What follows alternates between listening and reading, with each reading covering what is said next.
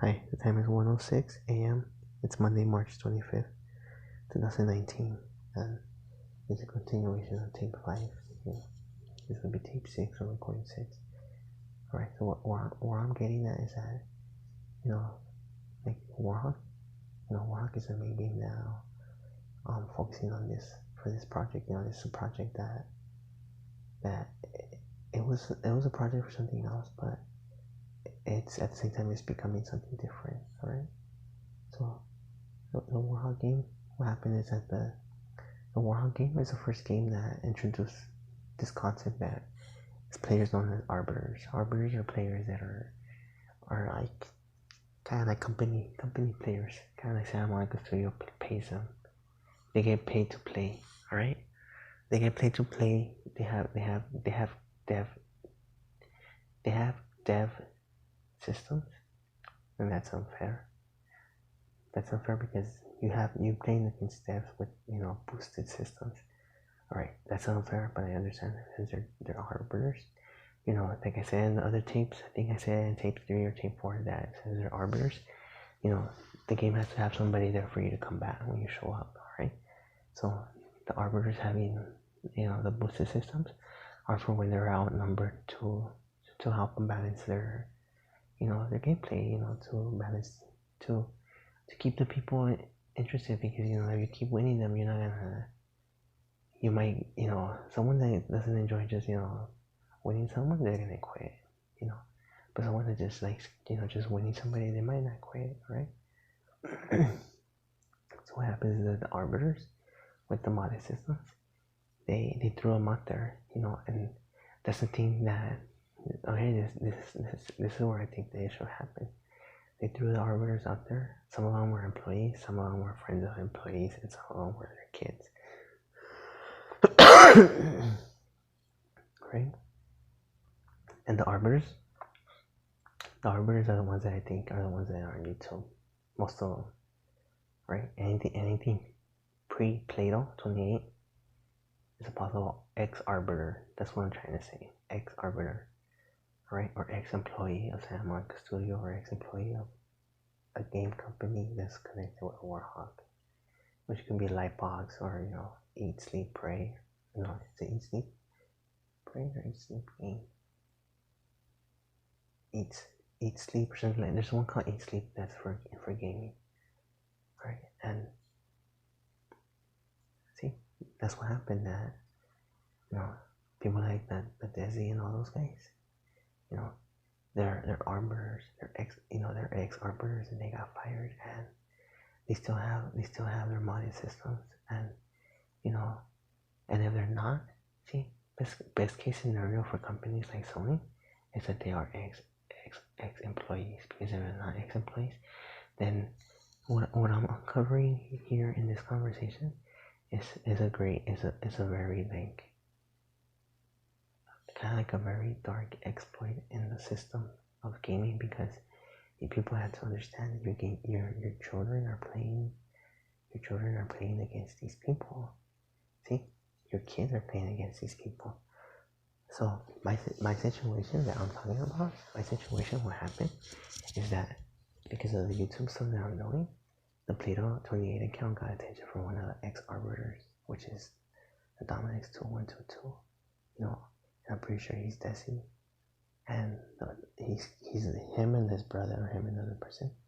See, and what I was trying to tell Bertha is that the guy was reading the IPs. See, he's reading the IPs. He's able to identify who's playing the game. So he's able to calculate which house is playing that game. All right. So he's reading IPs. He's reading purchases made. So he's able to know when to track, where to follow that person, and he's able to know if that person goes into another game. He's able to create another account or change his name to be able to communicate with that person under a different name, and set them up. Like if it was a joke,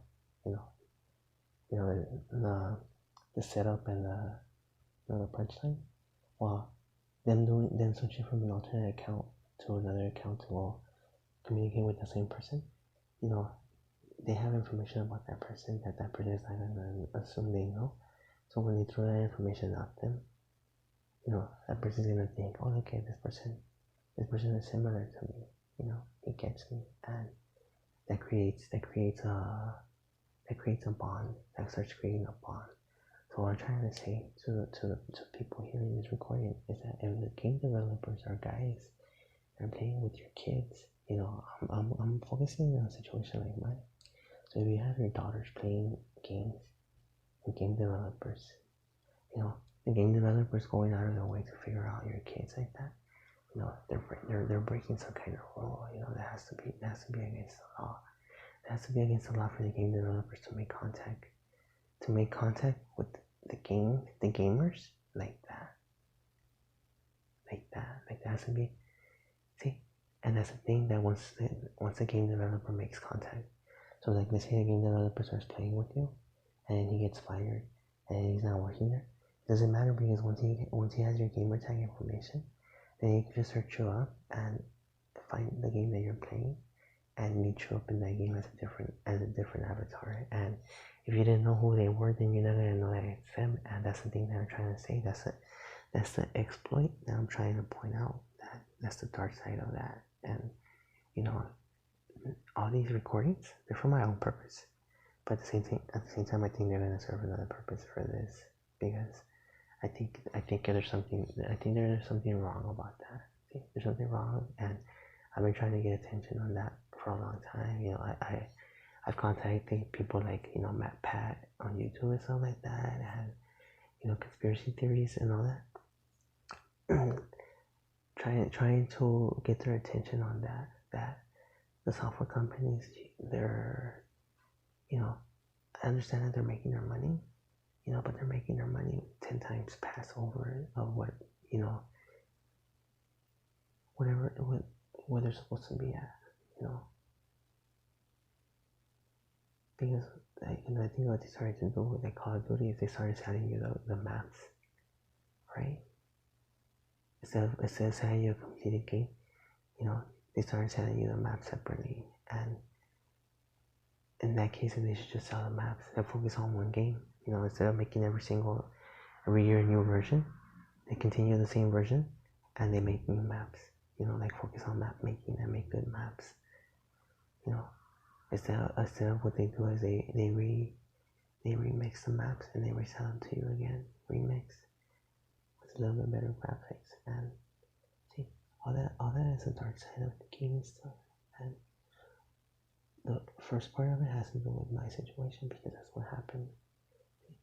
Me and my ex-wife, we started playing, and the intentions for the YouTube stuff that I was doing was to make it something real, like to get into gaming, competitively, like in competitions, like on Twitch, the Twitch competitions and all that. And I was looking for people that were gamers, and that Dominic 2122 was one of the people that I had, like, that is one of the people that I had like kind of like marked, because I seen that he marked me too, kind of like, because right away I was able to figure out what he was doing. See, right away I figured out that person was trying to block, because they had been trying to block me since the beginning. Since the beginning I started doing YouTube, they're trying to block and discourage the Play-Doh 28 account from playing. They would what they call it, DDoS, or knock it out of the server, and they would start sending hate texts to different accounts. So then I would have to like switch the privacy settings, so then I would have to block the account from getting random text. And in the same process, I'll be like, alright, but if I do that, then they're making me block myself from staying open to to social invitations for this game, and to further the account. So yeah, that's what I'm trying to say. That person, see, if everything is good for a person and she ain't get played, then there's nothing ill. There's nothing ill about the situation. And by ill I mean there's nothing like illegal, or there's nothing like Well, except for the fact that she cheated and she fucked around. And she fucked around when she was still with me. She didn't tell me. That's the only thing that I could think was illegal because she could be held responsible, if she contracts something. That's the main issue. That's the main issue when it comes to cheating. That's the main issue.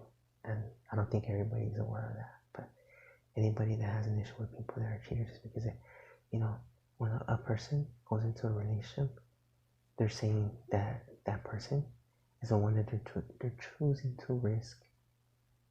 They're choosing to risk, mixing their fluids with each other and whatever the outcome is, right? And when the person in the relationship cheats, that's what the main issue is. See, the person that cheated made a choice to cheat and have sex and share their fluids with that person, but the other person is unaware. They're not agreeing to that. And when the person that cheats comes back and then sleeps around with them too, not letting them know that they cheated, then I'm pretty sure that's illegal, right? I'm pretty sure that's some kind of illegal. It can be considered endangerment of the person because they're purposely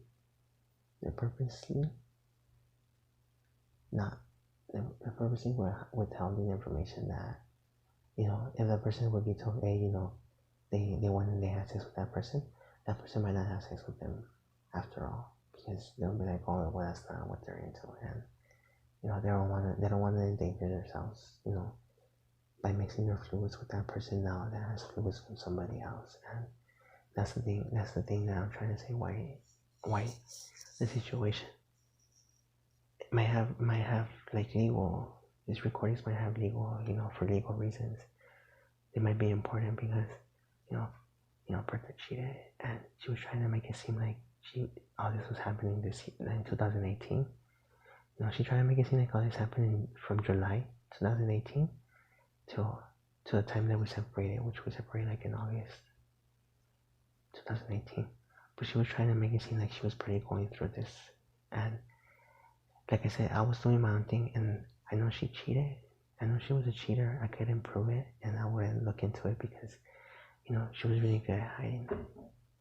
So what happened is that I was doing my own thing, and she started the content that she's trying to make, the content that she tried to make seem like happened in 2018 actually happened in 2017. And what happened is that she went in 2017, she went out with that person, and everything pretty much everything went through its path. She had a relationship with that person, right? Like, that's what I mean, like, it's path. She had a relationship with that person, they would meet up, they would see each other, and I'm guessing that eventually, since the guy didn't get his purpose, which was for the Plato account to get taken off, he started getting bothered, and he started not wanting to make the trip all the way over here to, I honestly don't know where he lives, and I honestly don't know where he stays, and I honestly don't know whether that person that she told me is who he is, but based on the porn video that I saw, that is him and her, the Dominic still went to is the Desi guy, his name is Desi on YouTube, and there's a video on YouTube where he's arguing with somebody, and that's him, and if that's not him, then the picture that Bertha got shown for the Dominic's 2122, and that's Snake Eyes. And Snake Eyes was the one that was originally talking to her, but since he's younger than the other guy, he must have told his older brother, and his older brother took over because Snake Eyes had mentioned that that he had a girlfriend and that now he doesn't. And what I'm assuming is that because he took over the situation. And when Bertha went to go meet the Dominic's guy, she actually met the Desi person, and since she hadn't met him, she had only seen pictures of him. Since her brothers, I think that she kind of she just assumed that he looked different from the picture because of the age or time or whatever. And that's why all that. See, if there's any real truth, then a situation where it can be considered illegal because they played her because they were monitoring it on her account. See, because that's kind of like the stuff that Facebook is talking about. See, because that's not for marketing purposes no more. See, when the company actually reaches out to the individual for dating purposes, that's not marketing no more. That's like prostitution. That's what I gotta say